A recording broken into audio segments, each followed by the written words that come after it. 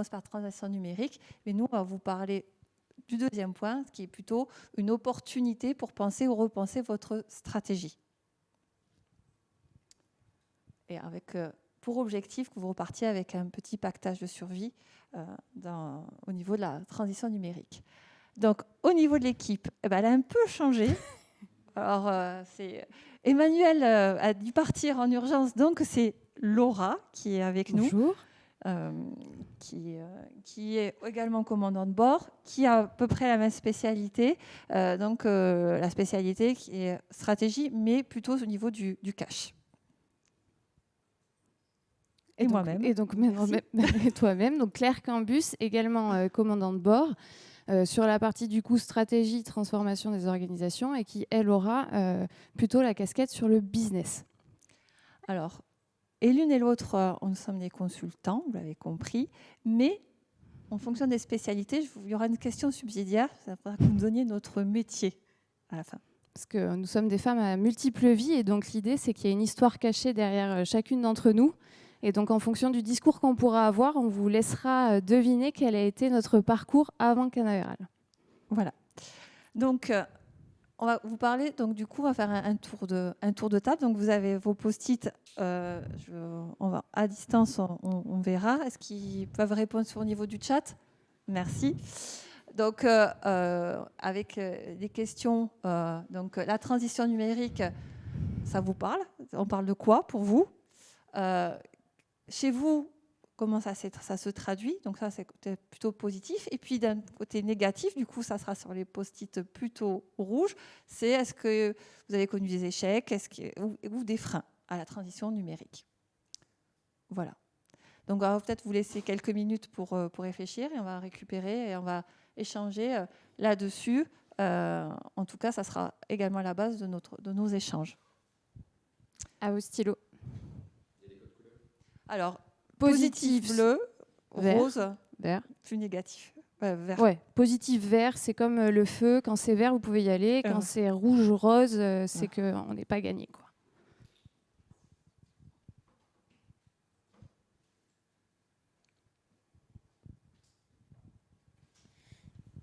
Et je permets aussi à la régie de parler un peu. Pour ceux qui sont en ligne, n'hésitez pas à le marquer, que ce soit dans le chat YouTube ou dans le chat Swapcard. On regarde les deux. Merci Quentin. Bon, pour les très inspirés, vous pouvez avoir plusieurs idées. On les prendra toutes.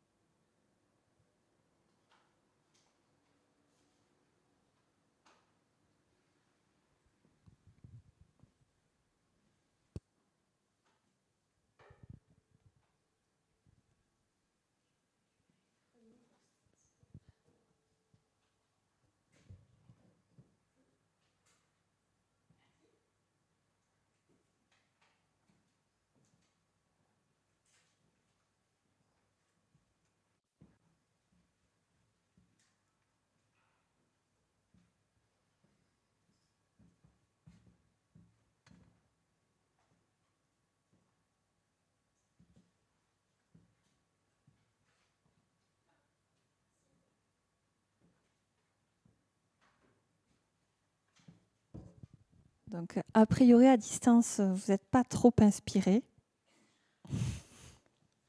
Ça marche beaucoup moins bien, les post-it à distance.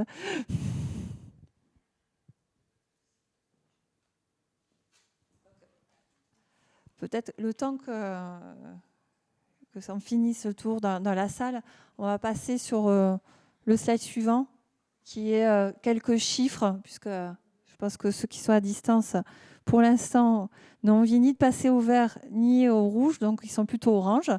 Et donc, on va voir un peu ce que ça inspire. Les quelques chiffres, on a repris 4.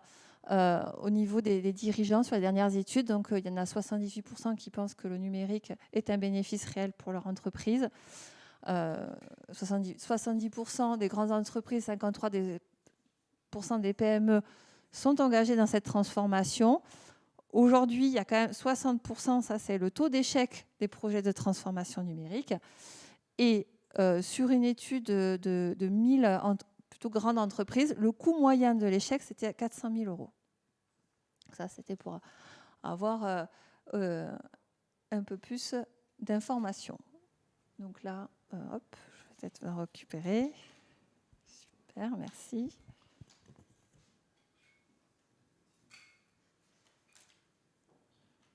Hop.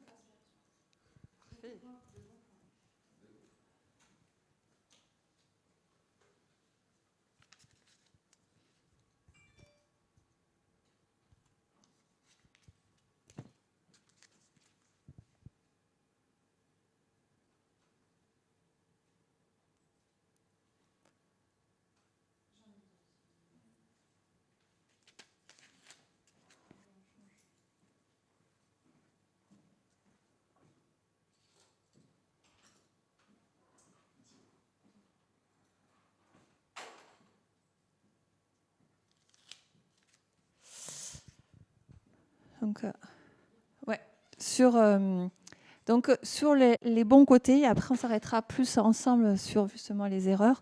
Ce qui ressort, c'est que ça vous permet d'avoir une information plus fluide, une amélioration de la communication. Ça permet de mieux servir ses clients et le consommateur. J'ai bénéfice aussi au niveau du chiffre d'affaires, gagner en efficience et la numérisation, c'est une approche agile, plus collective, qui service. Donc, ça nous permet d'être plus agile et redonner du temps aux équipes en automatisant certaines tâches. Donc ça, c'est la partie positive. Alors, ce qui nous surprend un petit peu, c'est que personne n'a parlé de stratégie, finalement. Est-ce que ça vous choque quand on vous le dit? Est-ce que le mot stratégie, déjà, vous fait peur? Certains d'entre nous, ça peut faire peur. C'est un gros mot pour beaucoup de dirigeants. Mais est-ce que vous, quand on vous dit que transition numérique, ça pourrait rimer avec stratégie, est-ce que c'est quelque chose qui vous parle? Ok. C'est pas un oui franc du collier quand même, hein, mais... Bon, du coup, on va passer...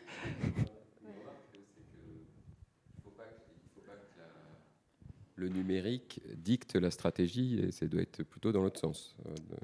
Parfait. Et souvent échec quand c'est le cas. Donc c'est parfait. On va passer à la fausse bonne idée numéro 1. Vous nous avez fait une transition du tonnerre. Donc c'est adapter une vision en silo et parcelliser son projet. Super, En effet, c'est-à-dire que le numérique est un outil. Donc si on fait une transition numérique ou une stratégie par rapport à des services, par exemple, j'ai une transition numérique sur la finance, sur le marketing, etc. Pour le coup, ça veut dire que je n'en ai pas du tout. Et c'est exactement pareil pour la stratégie. Donc, clairement, il nous faut une vision globale. Si on n'a pas de vision globale, ça ne marchera pas. On ne fait pas d'une transition numérique parce que le voisin le fait. On le fait parce que ça va servir à l'objectif que s'est fixé la direction, le cap, sa stratégie. C'est pour faire l'acquisition de clients. À quoi ça me sert? Pourquoi je le fais? C'est de la création de valeur. Ça doit s'inscrire dans quelque chose de plus grand que simplement se dire, parce que tous mes concurrents ont opéré un projet de transition numérique, mais je vais en faire de même. Ce n'est pas l'idée. L'idée, c'est d'avoir une ambition et derrière de mobiliser les bons outils. Attention, trop de stratégie tue la stratégie et des fois dans les organisations, on peut avoir le cas de « moi j'ai un projet marketing stratégique, j'ai un projet stratégique au niveau de la finance ». Non, on est tous là pour servir une seule et même stratégie. Il en est de même pour la transition numérique. Et quand on le dit, stratégie globale ou transition numérique, c'est qu'est-ce que ça m'apporte à moi, mais qu'est-ce que ça va apporter à mes clients, qu'est-ce que ça va apporter à mes partenaires, à mes fournisseurs et à mes équipes. c'est vraiment, faut le voir d'une façon très globale. C'est clairement, c'est la première astuce, ça peut vous dire, c'est vraiment une vision stratégique globale. Donc, vous verrez, à chaque fois, on a un petit mantra. Moi, j'aime bien les citations. Donc, il n'y a pas de vent favorable pour celui qui ne sait pas où il va. Donc, le négatif, ça ne marchera pas si vous ne savez pas où vous allez. La deuxième fausse bonne idée, c'est ne pas définir des objectifs clairs. Ça vous parle, un objectif clair? Comment on peut définir des objectifs clairs? Normalement, il y a un super outil marketing, donc on a bouffé à toutes les sauces. Ouais, smart, voilà. Voilà. Donc, spécifique. Parfait. Quentin, Super. on va vous embaucher. Alors, après, il y a une phrase, je pense qu'on l'a souvent entendue, c'est-à-dire tout objectif incertain conduit irrémédiablement à une connerie certaine. Il faut être très clair. Donc, c'est-à-dire que c'est bien, on a notre stratégie, elle est globale, elle est numérique, mais il faut que je le décline en objectif très clair et précis dans le temps. Donc, il faut la verbaliser, la décliner, cette stratégie, parce que sinon, ça ne marchera pas. Et donc, ce n'est pas le mantra que l'on a mis. Non. Ça a été plus poli que moi, Laura. Je suis un peu plus politique. Moi, je vais dire que ce qui se conçoit bien s'énonce clairement et les mots pour le dire arrivent aisément. L'idée qu'on a derrière, c'est qu'on vous a dit qu'il fallait définir une stratégie globale, avoir un cap, une ambition, mais il faut qu'on soit très clair sur le chemin qu'on va prendre et où est-ce qu'on a envie d'aller tous ensemble. Et pour ça, après, pour arriver à le décliner, il faut que ça se mesure pour savoir si c'est un échec ou une réussite. Et sans objectif et sans KPI derrière, ça va être compliqué d'aller le mesurer. Et notre transition numérique, elle va aller s'intégrer là-dedans. On se rappelle, c'est un outil au service de quelque chose de plus grand. Donc si à un moment donné, on n'a pas défini des objectifs qui sont smart, avec des KPI qui les mesurent correctement, on va avoir du mal à déterminer si notre projet de transition numérique il sert vraiment la stratégie ou s'il la dessert. Objectifs et KPI, est-ce que pour vous, c'est les déterminer? C'est assez simple? Ou pour vous, c'est la même chose? C'est la même chose. Comment vous le définiriez? La différence entre les deux de façon assez simple. Est-ce que vous avez une idée? Alors, on va faire un exemple simple. Moi, il y a quelques femmes, il y a les hommes aussi. Alors, on va prendre le body summer. Voilà. Donc, quelque chose qui parle à tout le monde, normalement. tout le monde. Donc, mon objectif, on est bien d'accord, c'est le body summer. Donc, quel serait... le KPI. Non, mais même l'objectif, qu'est-ce que vous pourrez donner comme objectif? Je sais pas, Claire, toi, c'était quoi ton objectif Bonnie Summer? C'est justement de l'avoir. Est-ce que tu penses que c'était un bon objectif de juste dire que j'ai tu aurais... décliné en actions, par exemple. Voilà, Ah. des actions, c'est se dire, je vais bien dormir, je vais faire du sport, je vais manger. Et mon KPI, c'est que j'aurais fait perdre 5 kilos. C'est pas mon objectif, les 5 kilos, c'est mon KPI. Je vais me peser, je vais faire ces 5 kilos. Donc c'était pour vous illustrer un peu. C'est assez complexe, mais entre un objectif SMART et un KPI, on peut rapidement switcher. C'est une erreur qu'on fait tous. Et moi, la première, et j'ai un associé qui me le rappelle régulièrement. Ouais, mais le body summer, c'est un mantra que vous pouvez garder. Ça fonctionne très bien, même auprès de vos équipes. C'est une très bonne astuce. Voilà. D'après vous, la troisième fausse bonne idée. Quelle pourrait-elle? Alors, qu'est-ce que vous avez mis? Donc, j'ai eu du temps, implication des équipes. Les individus n'avancent pas à la même vitesse. Et après, manque accumulation certaine de collaboration du numérique, besoin de formation, très bien. Traitement numérique, difficulté d'avoir une vision globale. Donc, il y en a trois qui ont trois qui fonctionnent très bien, puisque le principal problème dans un projet de transition numérique, la fausse bonne idée numéro 3, ça sera de ne pas avoir la bonne culture d'entreprise et les bonnes personnes au bon endroit et au bon moment. Donc, en effet, j'ai un objectif, j'ai une stratégie, j'ai des objectifs, donc j'ai des objectifs clairs, mais du coup, ça me permet d'avoir la culture et les bonnes personnes et de l'incarner. Si j'ai personne pour l'incarner, si je ne sais pas identifier mon équipe qui va pouvoir avancer avec moi, clairement, ça ne va pas marcher. Ce que l'on connaît, ce qu'on peut lire aujourd'hui, c'est qu'il y a 3/4 des projets de transformation qui ne marchent pas. Et ils ne marchent pas pourquoi ? Pour ça. C'est-à-dire qu'on va passer de la tête aux jambes. Exactement ça. Donc, c'est qu'il n'y a pas l'équipe qui va aller la mettre en œuvre. Donc ça, c'est hyper important. Il faut incarner sa stratégie, la développer, former ses leaders et s'entourer. Alors du coup, je vais être un peu moins politique cette fois-ci. Chez nous, on a l'habitude de dire qu'on a les clients qui nous ressemblent, mais on a souvent les collaborateurs qui nous ressemblent. Ce qui veut dire que quand vous pointez du doigt une problématique chez vos collaborateurs, malheureusement, c'est souvent vous qui l'incarnez.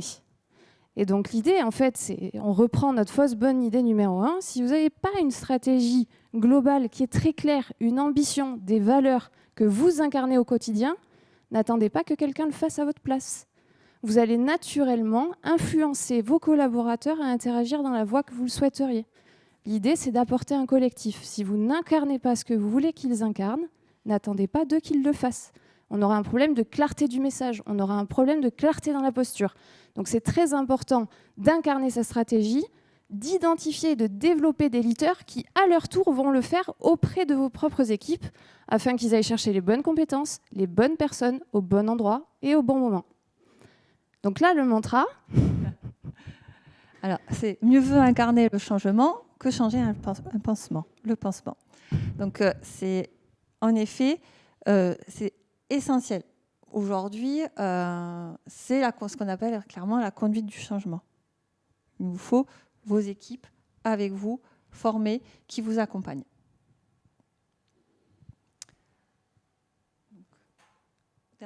Dernière fausse bonne idée. Oui. Donc, avant de l'annoncer, puisqu'elle n'y est pas. Non, on ne l'a pas vue. On est quand même dans c'est penser, repenser sa stratégie. Donc, il nous faut une stratégie globale, des objectifs, une équipe, conduire son changement grâce à cette équipe. Donc, quand on est là... On est toujours là, Claire. Moi, je croyais qu'on vivait dans un monde où, une fois qu'on avait posé sa stratégie, elle était immuable. Elle restait tout le temps la même. C'est sûr ? Je ne sais pas. Qu'est-ce que tu en penses, toi ? Parce qu'on est dans un monde qui bouge. Où tout va trop vite, oui. Dans un monde de l'instantanéité. Donc, une fois que vous pensez sa stratégie, quelle serait l'astuce pour être sûr qu'elle soit durable et performante sur le long terme ? Tout simplement de se poser la question de savoir si elle est toujours viable, de prendre du recul, de vous poser les bonnes questions. Pas parce que vous avez pensé une fois correctement que correctement vaut pour toujours. On vit, je pense que vous êtes tous confrontés à notre quotidien. La crise Covid a quand même été le meilleur symptôme de ça. Tout peut changer du jour au lendemain. Donc l'idée, c'est de prendre du recul, faire une pause stratégique. Et pour des consultants en stratégie, ça fait mal de le dire. Oui. Mais le meilleur moyen pour se poser les bonnes questions, c'est de souffler un bon coup, prendre du recul, regarder ce qui se passe ailleurs, et surtout ce qui se passe ailleurs, et pas vraiment ce qui se passe chez vous, pour savoir si votre vision, votre ambition, elle est toujours bonne. En effet, c'est faire cette pause stratégique et également, à ce moment-là, vraiment s'interroger sur où on va et ce qu'on retrouve dans le fonctionnement. Je vais aller conduite de changement. Troisième mot, on entend beaucoup parler, c'est la gestion de projet. C'est-à-dire que la gestion de projet s'inclut dans cette pause stratégique et se dire que ce n'est pas immuable. Parce que quand on n'avance pas toujours de la bonne manière. Il faut toujours se réadapter. Donc la gestion de projet est une bonne pratique à avoir. Et le mantra, en effet, pour aller de l'avant, il faut prendre du recul, car prendre du recul, c'est prendre de l'élan. Je vais aller un peu plus loin. Prendre du recul seul, c'est se conforter que tout va bien. Par contre, confronter sa position, ses idées, son ambition avec des gens qui viennent de tout horizon, c'est se mettre face à soi-même d'une façon différente. Moi, généralement, quand je me pose la question si tout va bien, je suis assez facile pour me dire que tout va bien. Par contre, c'est avec l'échange avec l'autre qui va me donner sa vision des choses, qui va me dire ce qu'il a vu, comment ses clients interagissent, que je vais me dire, tiens, et moi, comment ça se passe chez moi ? Comment je l'interprète chez moi ? Est-ce que j'avais identifié que mes collaborateurs avaient envie de travailler d'une façon différente ? Est-ce que j'avais identifié que mes clients m'attendaient différemment ? Non. parce que je n'avais pas pris ce recul, mais surtout, je n'avais pas confronté ma vision. C'est dans l'échange et dans la discussion qu'on se construit. Donc j'irai plus loin. Prendre du recul, c'est bien. Il faut le faire, mais il faut le faire en s'entourant, en s'ouvrant l'esprit avec les autres. Là, vous avez fait part pour nous des 4 grosses erreurs ou fausses idées, parce qu'on n'a pas voulu être sur du négatif dans le titre. Vous, dans vos organisations, dans votre quotidien, est-ce que vous avez vécu déjà une transition numérique? Ça vous parle? Est-ce qu'on pourrait avoir un temps d'échange sur ce sujet-là? Est-ce que c'est quelque chose que vous avez fait pour rattraper ce qui se faisait déjà à côté? Est-ce que c'est quelque chose que vous avez fait parce qu'il y avait une dynamique sur votre marché qui vous disait qu'il y avait peut-être un marché à prendre et une évolution à faire? Est-ce que c'est quelque chose où, quand vous l'avez annoncé, vos collaborateurs vous ont dit qu'ils ne voulaient pas du tout en entendre parler parce que en fait, c'était vachement bien il y a longtemps et c'est toujours vachement bien? Voilà, comment vous l'avez envisagé? Comment vous l'avez vécu? Comment vous le vivez peut-être? Ou comment vous allez le vivre demain? Pour le coup, nous, ça nous intéresse. Est-ce qu'il y a quelqu'un qui veut participer? Échanger? Le sujet ne vous parle pas du tout. Ah. La parole et parler de la régie pour le coup, parce que la mêlée n'avait pas de base des régies qui étaient implantées. On a fait de l'autoproduction, c'est-à-dire que toutes les personnes que vous avez derrière les régies sont des membres de la mêlée. Certains, c'est leur poste quotidien. C'est le cas notamment de Angèle, qui est notre directrice de production. Certains, ce ne sont pas leur poste quotidien. Alba et moi ne sommes pas formés régie à la base. On se forme au quotidien et c'est une innovation numérique qui a été mise en place sur la mêlée pour pouvoir retransmettre les événements en ligne. Et pour le coup, ça a été une transformation qui nous a pris 2 ans au total pour avoir que ce soit le matériel, que ce soit les équipes qui soient prêtes, mais soit aussi la programmation événementielle et la gestion de projet événementiel derrière. Donc ça a été un temps long avec plutôt des réussites et certains échecs. Mais aujourd'hui, on arrive à un niveau qui est plutôt satisfaisant. Donc pour le coup, ça a été un gros changement dans une association, dans une équipe qui était assez nombreuse. Et au niveau des échecs, tu peux nous en dire un peu plus peut-être? Croire que la stratégie est immuable, on se pose la question à chaque fois de notre côté d'un point de vue technique. La problématique qu'on a aujourd'hui, c'est que parfois niveau programmation, comme on est une association qui faisons plein de choses à côté, parfois on a des petits couacs d'un point de vue programmation, d'un point de vue gestion de projet. Et ça, c'est une question qu'on se pose tous les ans, à laquelle justement on fait peut-être pas assez de conduite de projet derrière pour pouvoir faire les changements dans le marbre et éviter certains problèmes qui peuvent se répéter. En toute transparence. Hein. Très bien. Vous vous en sortez super bien quand même. Cool. On vous donne les supports à la dernière minute et il faut les animer. On change d'animateur, tout la totale avec nous. Donc voilà sur la première, sur ce que nous, sur les 4 grands axes. Donc là, on va vous demander à nouveau, donc si vous avez vos téléphones ou vos tablettes, à vous donner un lien sur un logiciel. Donc Laura y va. Donc c'est, je ne sais pas si vous l'avez déjà fait, c'est Kahoot. Donc vous avez t'arrives, voilà. Donc vous allez sur chercher voilà, l'application ici, rejoignez à l'adresse www.kahoot.it.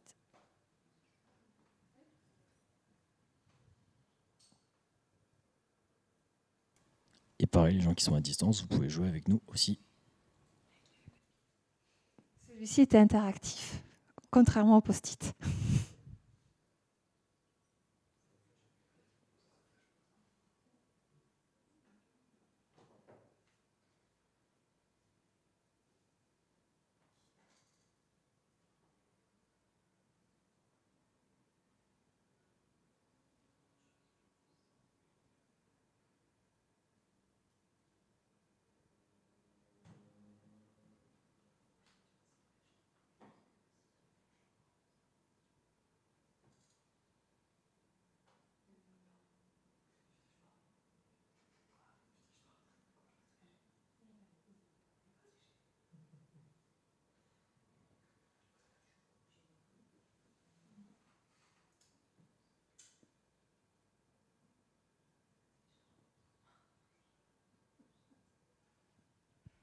On a quelqu'un à distance ou pas de connecté? C'est pas grave. Voilà.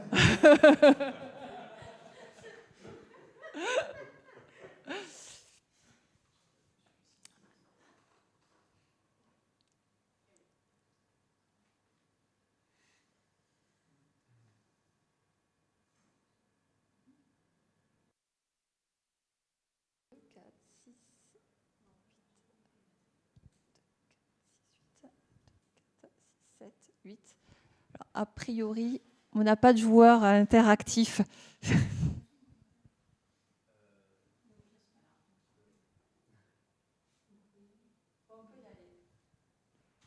Allez-y.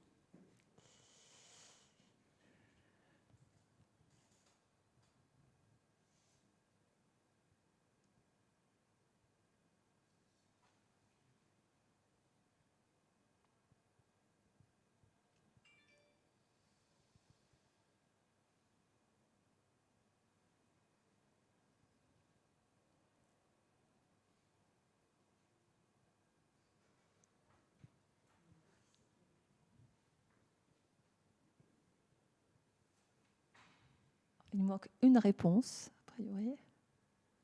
Oh, ça va, 5 bonnes réponses. C'est bien, vous avez bien suivi. Voilà. Sur les deux, définir des objectifs. C'est comme le code. Donc, il est compliqué de définir des objectifs si on ne sait pas où on va. On est donc du coup tous d'accord. On va commencer par définir sa stratégie d'entreprise. Après, on aura des objectifs. Donc, du coup, deuxième question.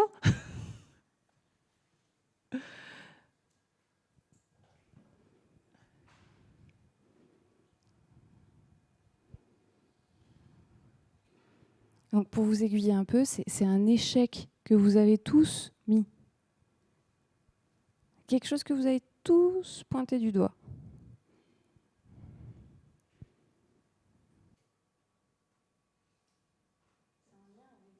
Les femmes.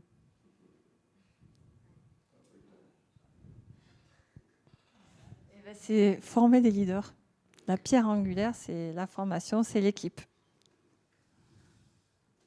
Puisque en fait, le principal problème qu'on a dans des projets de transition numérique, c'est qu'on va dealer avec des hommes et des femmes. Donc il va falloir les mener, les amener à changer. Donc une fois que vous avez défini votre stratégie, que vous êtes clair dans votre tête, que vous avez fixé vos objectifs, vous allez aller détecter et former vos leaders en interne. Pourquoi ? Parce que vous ne pouvez pas être partout. Et donc il vous faut des relais sur le terrain qui passent le bon message, qui vont trouver les bonnes personnes, qui vont aller dynamiser l'équipe. Tout ça dans un seul but, atteindre l'ambition de l'entreprise, donc faire de sa stratégie un succès. Il y a une chose qui est immuable, peut-être un peu moins aujourd'hui avec la grande démission. C'est quand même les équipes, normalement, restent plus longues. Voilà, il faut vraiment les former et s'appuyer sur eux pour bien avancer. Troisième question. Indispensable pour faire de sa stratégie un succès durable.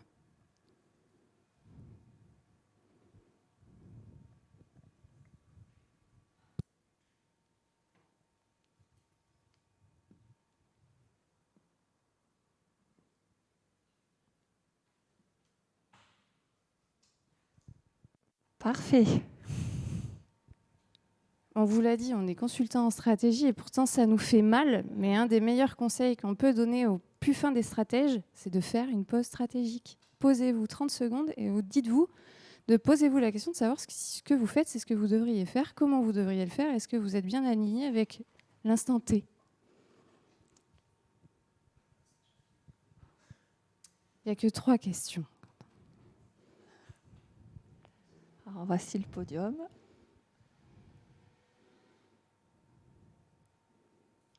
Cathy, qui est Cathy? Félicitations. Vous avez super bien suivi. En plus, vous avez été super réactive. Et Okay. Player One, qui est Player One? Donc on n'est pas dans Ready Player One, moi je fais pas de la VR encore. Mais bravo. Bon et Marie, je suis fière de toi, la régie c'était nickel. Alors, on vous l'a remis, c'était pour s'assurer aussi voilà, que le message était bien passé, parce que pour nous, l'équation de la réussite d'une stratégie, en général, c'est son objectif, l'équipe, faire une pause, et là, c'est recommencer et rappeler les consultants. Et du coup, c'est là, c'est l'équipe qui gagne. En tout cas, l'équation gagnante, elle est là. Donc, ce que l'on peut vous dire, et ce qui est vraiment important en conclusion, et c'est avec le thème de la transition numérique et la stratégie numérique, et c'est vraiment, et toujours par la citation, la bonne phrase, c'est que c'est pas parce qu'on a un outil, la stratégie numérique est un outil au sein de vos stratégies, c'est pas parce que vous avez un piano que vous apprenez à en faire que vous allez devenir Chopin. Donc il vous faut vraiment avoir cet axe et vous rappeler que la transition numérique, c'est un outil au service de vos stratégies et d'une meilleure stratégie. Et il n'y en a qu'une stratégie. Voilà ce qu'on peut vous dire, en tout cas, sur cette partie. Et comme on vous a promis, par contre, à distance, ils ne l'auront pas, un pactage de survie. Donc, ce que l'on a préparé, on va vous faire passer une boîte où vous allez retrouver, du coup, une barre protéinée. Et dessus, vous avez un QR code qui vous amène sur des articles. Si tu peux le faire passer, s'il te plaît. Donc, sur des articles sur la transition numérique, les échecs de la transition numérique, et donc ce qui vous permettent d'avoir de rester vigilant si jamais vous entamez un projet comme celui-là. En plus de ces 3 grands principes, une vision, donc une stratégie, un objectif clair, une équipe qui gagne, et on se remet en question en permanence, mode gestion de projet. Et Claire, il ne restait pas une question ? Ah si, c'est quoi notre métier de base ? Marketing ? Ah, pas mal. Alors, pour le marketing, non. Mais comptable, pas loin. Oh, ça se retrouve. Donc, on est toutes les deux experts comptables. Donc, en effet... ouais. Et on vous a pas parlé de chiffres. C'est quand même exceptionnel. Vous avez des questions ? On a 5 minutes.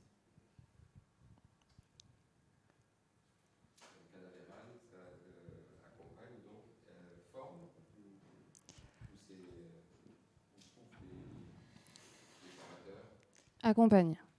On n'est pas sur de la formation. On n'est pas sur de la formation. Canaveral, c'est une marque qui a été créée avec un cabinet d'expertise comptable. Du coup. Un spécialiste de la RH. De la transformation et de la conduite du changement. Voilà. Et des avocats. L'objectif, c'est de représenter les piliers de base d'une stratégie, de vous accompagner les dirigeants dans leur transformation, dans leur stratégie, et de créer des instants de pause, justement, de pause stratégique, puisqu'on a créé un espace où l'objectif, c'est que les dirigeants s'arrêtent 48 heures avec nous pour repenser leur stratégie, hors sol, en disant, ben voilà, vous prenez que 48 heures, mais on va vraiment travailler ensemble et avancer et confronter. Donc, voilà ce qu'on peut vous dire sur Canaveral. Vous avez les liens sur les QR codes forcément également. Donc, c'est dans un premier temps de l'accompagnement. On ne va pas, sur la stratégie des dirigeants, réfléchir avec eux, faire en sorte que leur boîte leur ressemble aussi, puisque vous avez vu, on vous a dit incarner. Donc, se mettre des objectifs, des trucs où on y croit moyennement parce que le voisin fait la même chose. Si on n'y croit pas, on n'incarne pas, c'est l'échec assuré.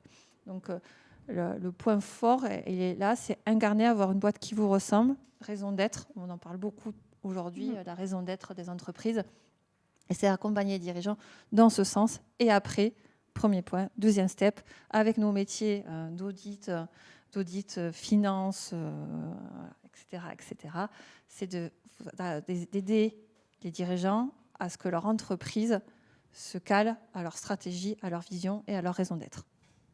Voilà là, ce qu'on peut vous dire sur Canaveral. Quentin, tu nous confirmes qu'on n'a pas de questions sur le chat ? Est-ce qu'on a quelqu'un en face ? On ne sait pas. A priori, j'ai l'impression que non. Enfin, en tout cas, sinon, on est super clair.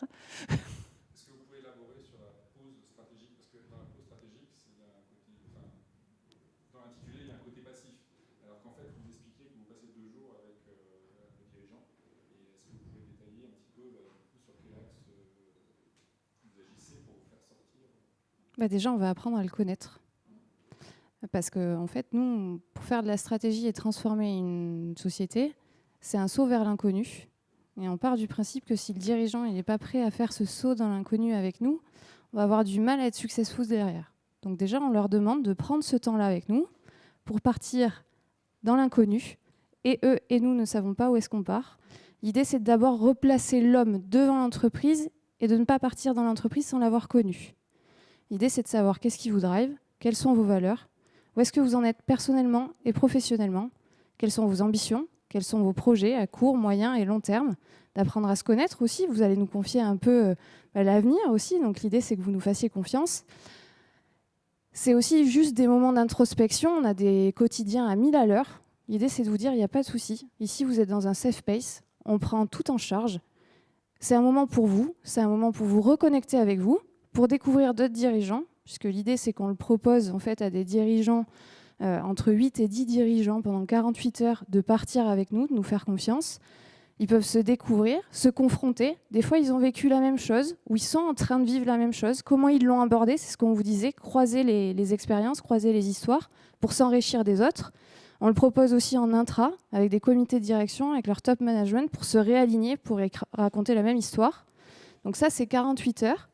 Nous, l'idée, c'est qu'on apprend à les connaître.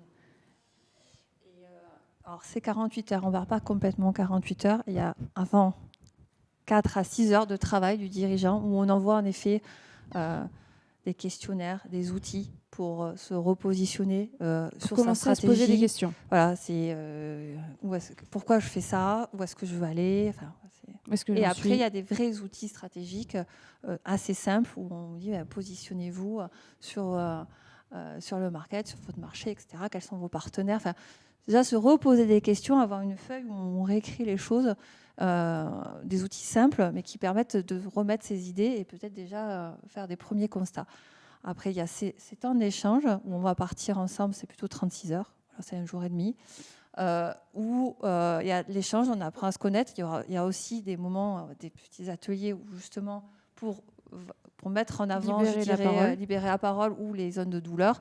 Et après, on revient 4 heures en direct avec le dirigeant. On lui dit, voilà... ce que vous nous avez expliqué, qui vous êtes, de ce qu'on en a perçu, et où est-ce que vous voulez aller.